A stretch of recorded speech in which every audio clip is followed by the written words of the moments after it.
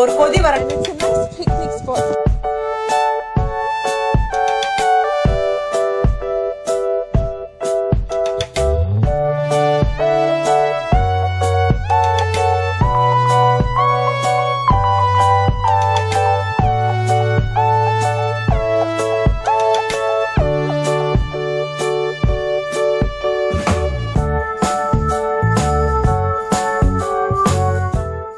அனைவருக்கும் வணக்கம்.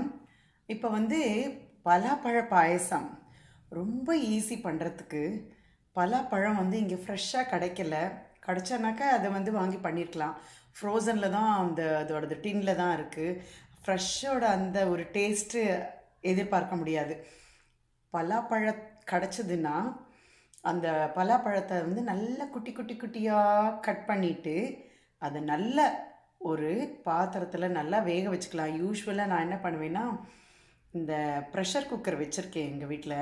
அது எலக்ட்ரிக் ப்ரெஷர் குக்கர். ஒரு 3-4 மினிட்ஸில் நல்லா குக் ஆகிடும், ரொம்ப சூப்பராகிடும். ஸோ அந்த மாதிரி ஆனோடனே அதை வேக வச்சது அப்படி மையாட்டவே அவன் போட்டு இதுக்குன்னு நம்ம கடையணும்னு அவசியமே இல்லை, அவ்வளோ மையாயிடும்.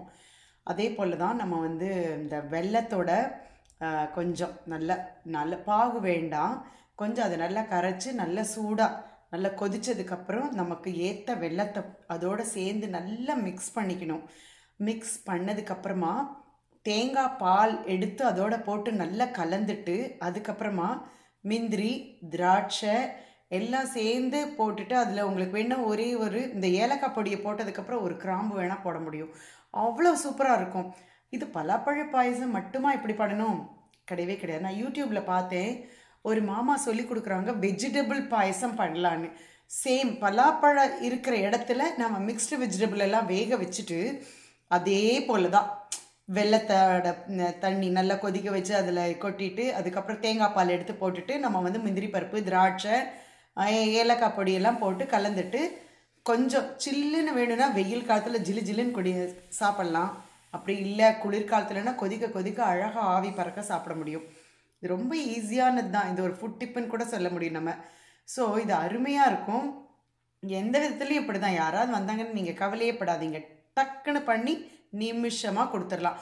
இல்லை குளிர்காலத்தில் கொஞ்சம் வடை ஒரு 2 வடையோடு சேர்ந்து ஒரு டம்ளர் பாயசம் குடிங்க, சூப்பராக இருக்கும், எக்ஸலண்ட்டாக இருக்கும்.